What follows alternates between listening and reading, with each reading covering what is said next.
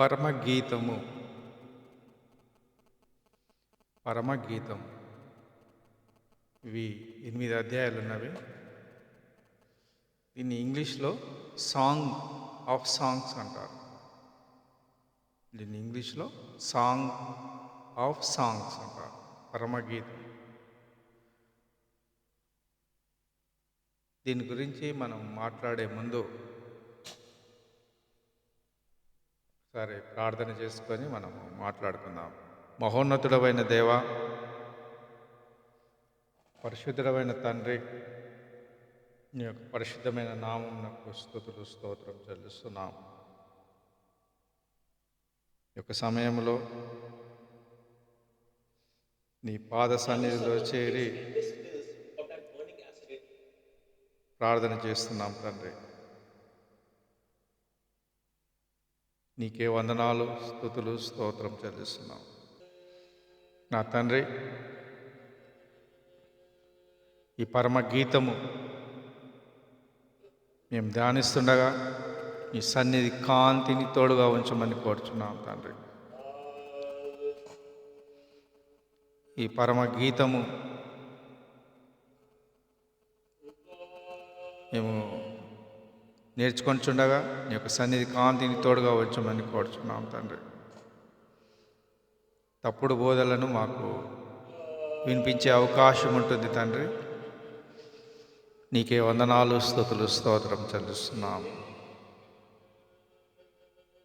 అబద్ధ ప్రవక్తలను గురించి, అబద్ధ బోధకులను గురించి, అబద్ధ పాస్టర్ల గురించి, అబద్ధ అధ్యాపకులు, టీచర్స్ గురించి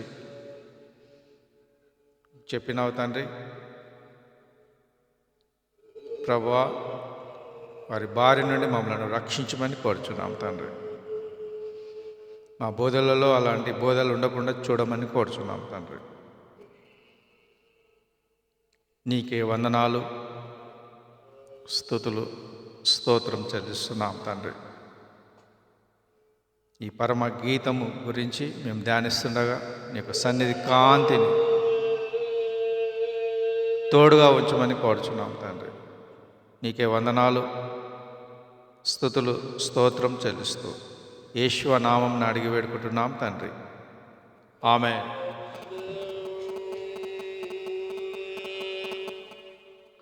ఈ యొక్క పరమ గీతము గురించి మనము ధ్యానం చేద్దాము. ఒరిజినల్గా దీన్ని హెబ్రీ భాషలో ఏమంటారంటే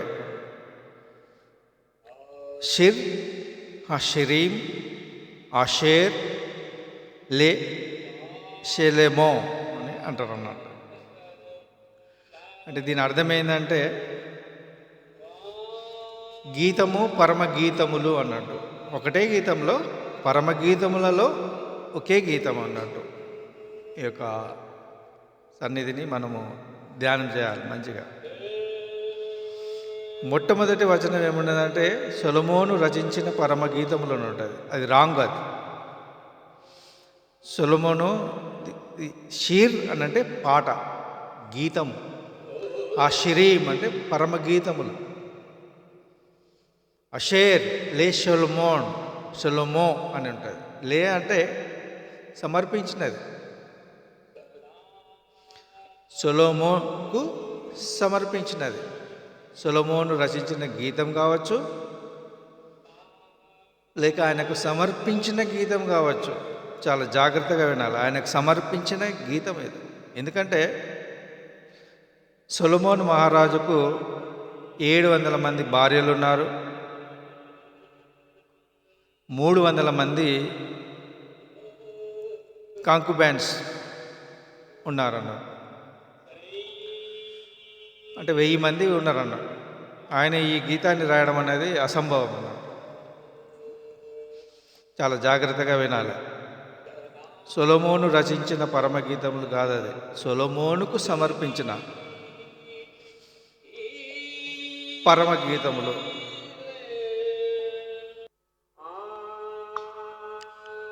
ఈ యొక్క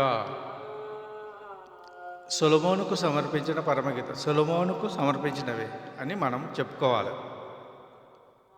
సొలొమోను అనే పదము ఈ యొక్క గ్రంథములో అంటే పరమగీతములో 7 సార్లు ఉంటుంది అన్నట్టు. 7 సార్లు సొలొమోను అనే పదాన్ని ఉపయోగించు. 1:1, 1:5, 3:7, 3వ అధ్యాయం 9వ వచనంలో, 3వ అధ్యాయం 11వ వచనంలో, 8వ అధ్యాయం 11వ వచనము, 8వ అధ్యాయం 12వ వచనం. 7 సార్లు. 7 అనే మాటకు మీకు అర్థం తెలుసు. పర్ఫెక్ట్, సంపూర్ణతకు ఇది సూచన అయి ఉన్నది. సొలొమోనుకు సమర్పించిన పరమగీతం అన్నట్టు. ఎందుకంటే సొలొమోను మహారాజు. గోల్డెన్ అది ఒక్క యుద్ధం జరగలేదు, ప్రజలందరూ మంచిగా బతికినారు. ఎందుకంటే దేవుని ఆశీర్వాదం అట్లున్నది. అందుకోసమే ఎక్కువ మంది విద్వాంసులు లేకపోతే స్కాలర్స్ ఏమంటారంటే సొలొమోను రాయలేదు అని అనుకుంటారు అన్నట్టు. ఎందుకంటే లే సొలొమో అని ఉన్నది, లే షొలొమో అని ఉన్నది హెబ్రీ భాషలో. అంటే సొలొమోనుకు సమర్పించినది కావచ్చు, సొలొమోను రచించినది కావచ్చు. ఇక్కడ కోలా అని ఉంటుంది, కోలా, మోనో కోలా అని ఉంటుంది, ఒకటే వరుస ఉంటుంది అది. ఇప్పుడు ఎట్లయితే సొలొమోను రచించిన గీతం అనేది ఒకటే వరుస. అది బైకోలా అని ఉంటుంది, అంటే 2 వరుసలు. ట్రైకోలా అని ఉంటుంది, 3 వరుసలు. అట్లా 400 వరుసలు ఉన్నాయి అన్నట్టు. ఎన్ని వరుసలు ఉన్నవి ఈ యొక్క పరమగీతంలో? 8 అధ్యాయాలలో ఎన్ని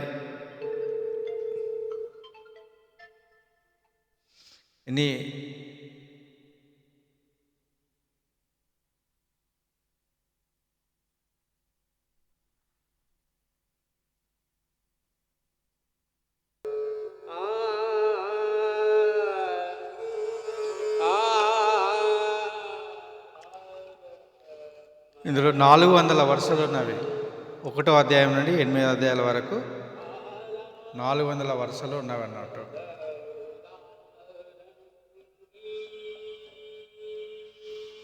రెండు 200 వరుసలు 1వ అధ్యాయం నుండి 4వ అధ్యాయం 15వ వచనం వరకు ఉన్నవి. ఇవి 200 వరుసలు. ఇంకా 200 వరుసలు 4వ అధ్యాయము 4:16 నుండి 8:14 వరకు ఉన్నది. ఇది చాలా జాగ్రత్తగా వినాలి. 400 వరుసలు ఉన్నవి. 200 వరుసలేమో 1 నుండి 4 అధ్యాయం 15వ వచనం వరకు 200 వరుసలు ఉన్నవి.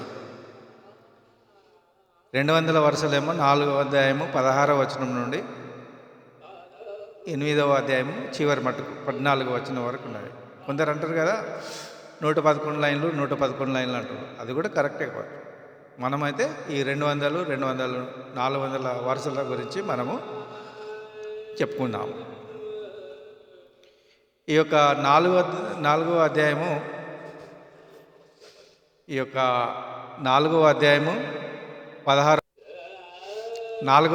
16వ వచనము మరియు 5వ అధ్యాయము 1వ వచనము పరమగీతంలో మధ్య భాగం అన్నట్టు. ఇది ఏ భాగం అన్నట్టు? మధ్య భాగము. అంటే 4వ అధ్యాయము చివరి వచనము, 5వ అధ్యాయము మొదటి వచనంలో ఇవి మధ్య భాగంలో అన్నట్టు. చాలా జాగ్రత్తగా మనం గమనించాలి. 400 వరుసలు ఉంటాయి. ఈ వరుసలను మనం జాగ్రత్తగా ఇప్పుడు క్షుణ్ణంగా చూసుకుందాం. ఈ పరమగీతములు ముగ్గురు వ్యక్తులు రాస్తున్నారు. ఆమె రాస్తుంది, ఆయన రాస్తున్నాడు, మిత్రులు కూడా రాస్తారు అన్నట్టు. చాలా జాగ్రత్తగా మనం గమనించాలి. ఆమె అంటే ఎవరు? ఆమె అంటే పాత నిబంధన కాబట్టి పాత నిబంధనలో సినగోగ్స్ అంటారు అన్నట్టు. సినగోగ్స్ అంటారు అన్నట్టు. కొత్త నిబంధన ఆమె అంటే ఎవరు? సంఘము అన్నట్టు. మరి ముఖ్యంగా ఇది ఎవరికి చెప్తుందంటే నీకే చెప్తుంది. ఆమె అంటే నీవే ఆమెవు. ఆమె 16 గీతములు రాస్తుంది, 16 గీతములు. ఆయన ఎవరు? యాహ్వా దేవుడు కావచ్చు, క్రీస్తు కావచ్చు. ఈ యుగంలో కొత్త నిబంధన క్రమంలో క్రీస్తు అవుతుంది. క్రీస్తు ఆయన అంటే క్రీస్తు, ఆయన అంటే దేవుడు. మిత్రులు 7 సార్లు రాస్తారు. ఆమె అనేది 16 సార్లు ఇందులో ఉంటాయి. ఆమె ఆయన 10 సార్లు ఉంటుంది. మిత్రులు 7 సార్లు ఉంటారు. ఆమె అని ఏమని సంబోధిస్తుంది? ప్రియురాలు అని సంబోధిస్తుంది. ప్రియురాలు. ఆయనే ప్రియుడు. ఇవి యెరూషలేము కుమార్తెలు. మిత్రులు ఎవరు? యెరూషలేము కుమార్తెలు. ఆమె ఎవరు? ప్రియురాలు. ఆయన ఎవరు? ప్రియుడు. మిత్రులు యెరూషలేము కుమార్తెలు. చాలా జాగ్రత్తగా ఉండాలి. ఇవి 33 గీతములు. ఈ యొక్క 8 అధ్యాయాలలో 33 గీతములు. హెబ్రీ భాషలో ఇంకా వేరే తీరు ఉన్నది. ఆమె 16 గీతములు రాస్తుంది. ఆయన 12 గీతములు రాస్తాడు. మిత్రులు 9 గీతాలు రాస్తాడు. 37 అంటే గీతాలని హెబ్రీ భాషలో ఉన్నదన్నట్టు. ఈ సంగతి మనం మర్చిపోకూడదు. సినగోగ్స్ అని అంటే ఎవరన్నట్టు? సినగోగ్ను స్థాపించింది ఎవరు? ఎజ్రా శాస్త్రి. ఎజ్రా ఆయన శాస్త్రి మాత్రమే కాడు, ఆయన యాజకుడు. చాలా జాగ్రత్తగా మనం గమనించాలి. యాజకుడు, ప్రధాన యాజకుడు ఒక్కడే ఉంటాడు. ముఖ్య యాజకులు ఉంటారు, ఆయన కింద యాజకులు ఉంటారు. చాలా జాగ్రత్తగా మనం గమనించాలి. ఈ ఎజ్రా గురించి బాగా చెప్పేది ఉన్నది. మనము చాలా నేర్చుకోవాల్సి ఉన్నది ఎజ్రా గురించి చాలా నేర్చుకోవాల్సి ఉన్నది. ఆయనే ఈ యొక్క పాత నిబంధన సృష్టిని ఆయననే చేసినాడు. ఆయన ఏది ఎక్కడ పెట్టాలి అనేది ఆయనే నిర్ణయించాడు. శాస్త్రులు అంటే ఎవరన్నట్టు? శాస్త్రులు అంటే ఎవరు? ఇప్పుడు జిరాక్స్ సెంటర్ ఉంటుంది. ఒక పేపర్ పెట్టి జిరాక్స్ ఇస్తాము. అట్లనే సేమ్ వస్తుంది. అందులో ఏమి యాడ్స్ కావు, అందులో ఏమి డిలీట్స్ కావు.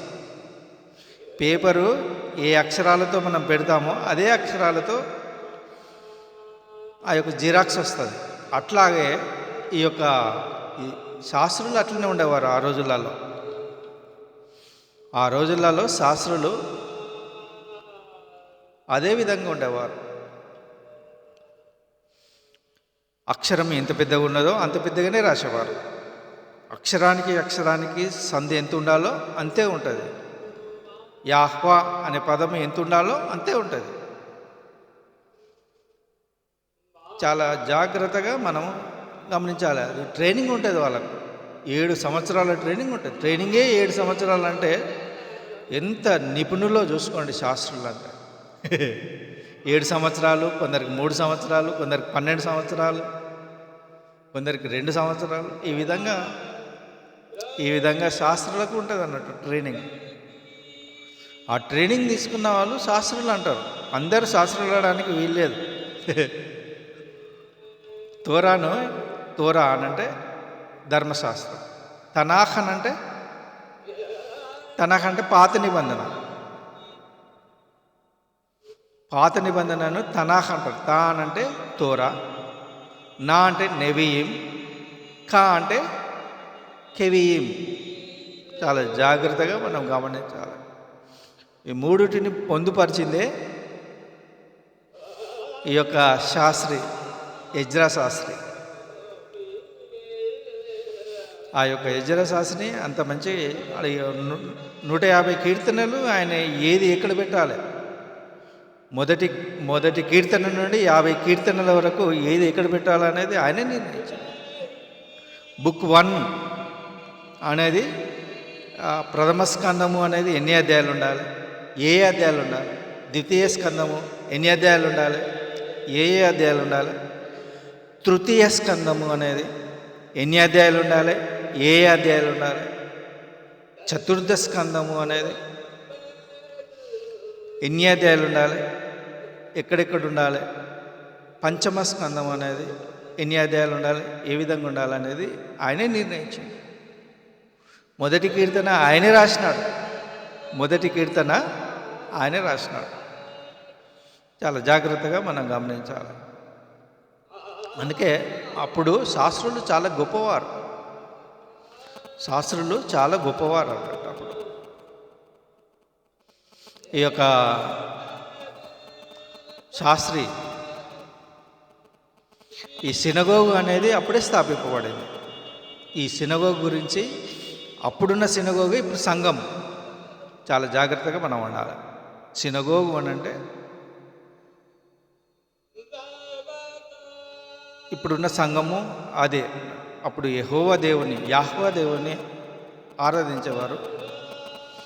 ఇప్పుడు యాహ్వా దేవుణ్ణి ప్లస్ క్రీస్తును, పరిశుద్ధాత్మను, త్రైక దేవుణ్ణి ఆరాధిస్తున్నాం అన్నాడు.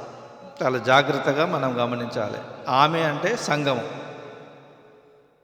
ఆయన అంటే దేవుడు, మిత్రులు. ఈ యొక్క 33 సార్లు రాస్తాడు. 33 సార్లు రాస్తాడు.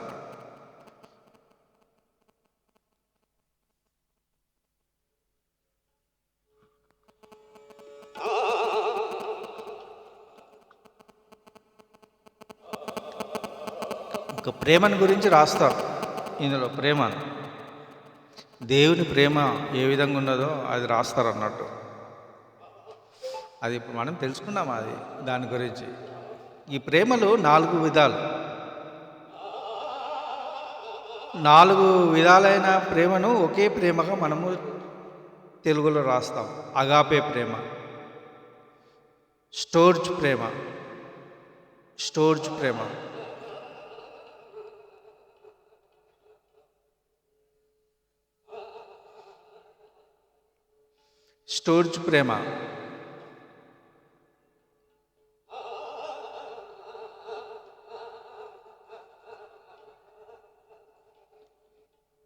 అలాగే ఫిలియో ప్రేమ, ఎరోస్ ప్రేమ అంటున్నాడు.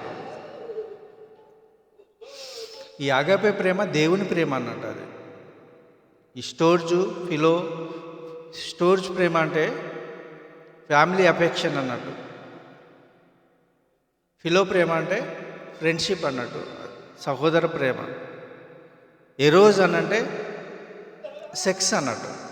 చాలా జాగ్రత్తగా మనం గమనించాలి. దీన్నే హెబ్రీ భాషలో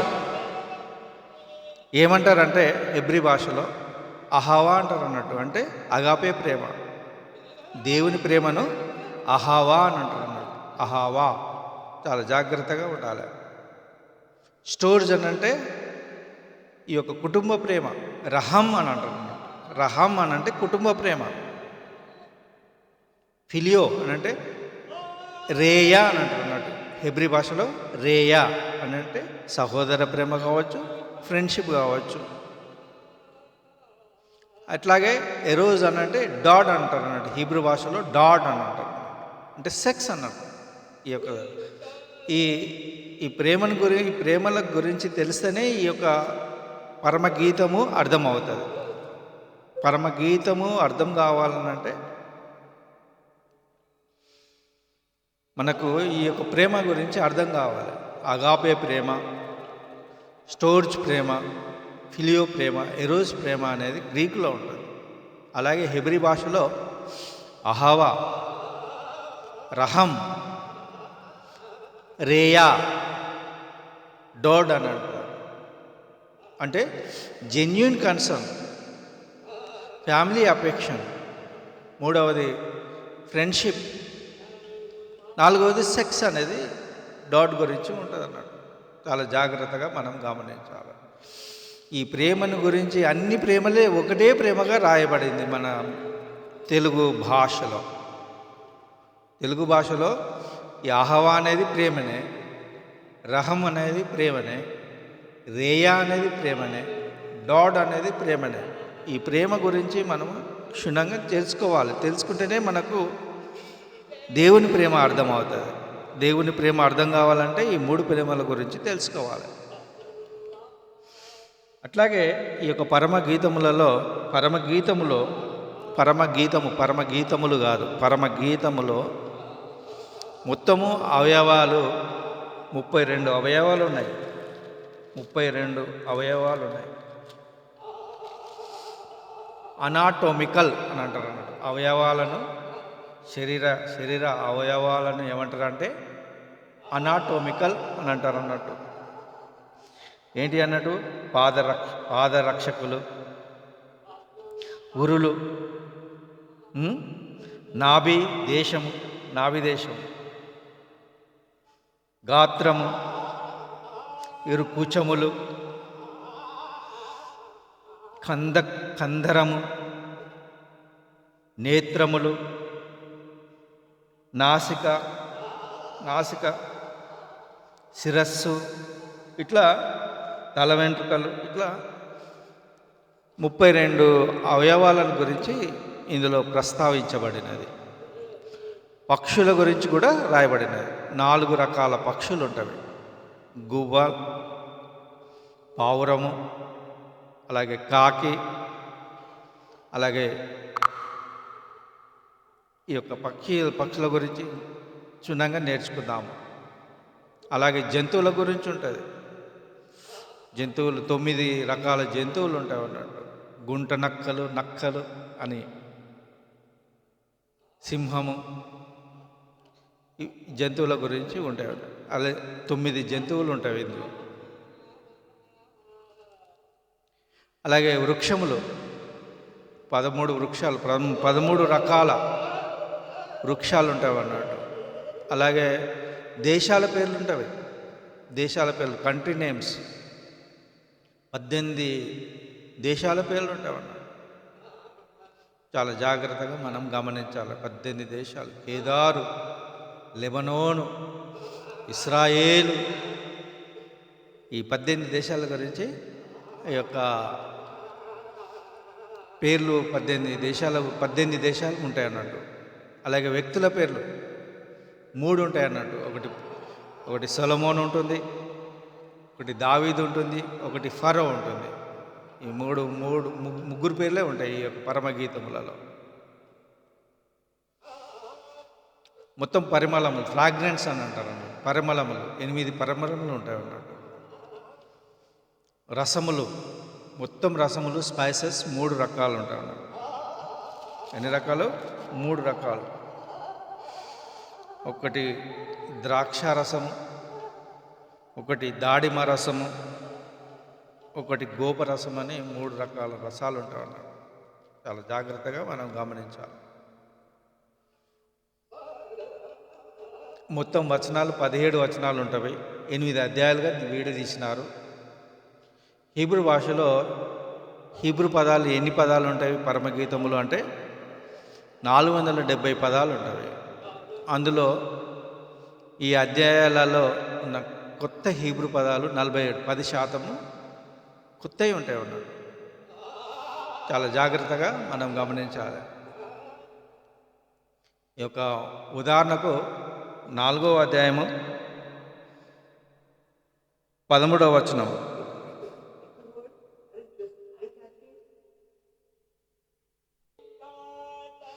ఉదాహరణకు 4:13లో ఉన్నది. 4:13లో ఏమున్నదంటే,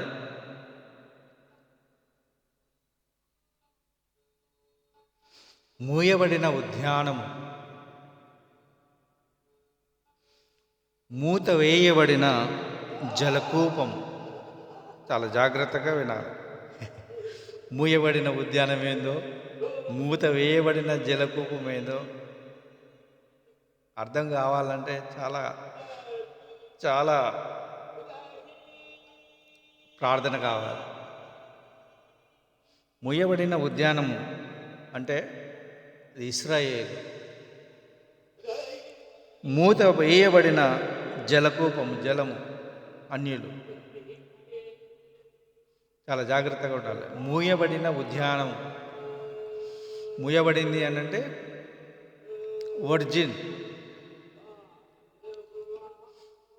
వర్జిన్ అన్నట్టు.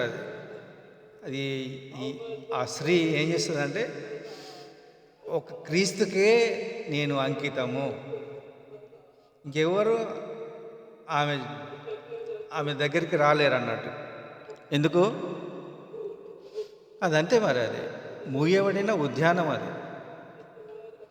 అదెవరు? ఇశ్రాయేలు. మూత వేయబడిన జలకూపం, మూత వేయబడింది. ఇంకోరు ఆమెను టచ్ చేయడానికే వీలు లేదు. యేసుక్రీస్తే ఆమెను టచ్ చేస్తాడన్నట్టు. అట్లాగూ ఇప్పుడున్న లోకంలో ఉన్న చాలామంది ఉన్నారు అట్లా. యేసుక్రీస్తు కొరకే నేను జీవించాలనుకున్నవారు, యేసుక్రీస్తు కొరకే నేను మరణించాలనుకున్నాను, యేసు కొరకే నా సమస్తంను అప్పగించాలని వాళ్ళు అట్లా అనుకుంటారు అన్నట్టు. మూయబడిన ఉద్యానము, మూత వేయబడిన జలకూపం. ఈ రీతిగా మనము ఈ యొక్క పరమగీతం గురించి ధ్యానం చేద్దాం. దేవుడు ఈ మాటలను దీవించి ఆశీర్వదించుగాక. ఆమేన్. ప్రార్థన చేసుకుందాం. మహోన్నతుడైన దేవ, పరిశుద్ధుడైన మా తండ్రి, నీ యొక్క పరిశుద్ధమైన నామమునకు స్తుతులు స్తోత్రం చెల్లిస్తున్నాం. నీకే వందనాలు నాయన. పరమగీతం గురించి మేము కొన్ని విషయాలు నేర్చుకున్నాం తండ్రి.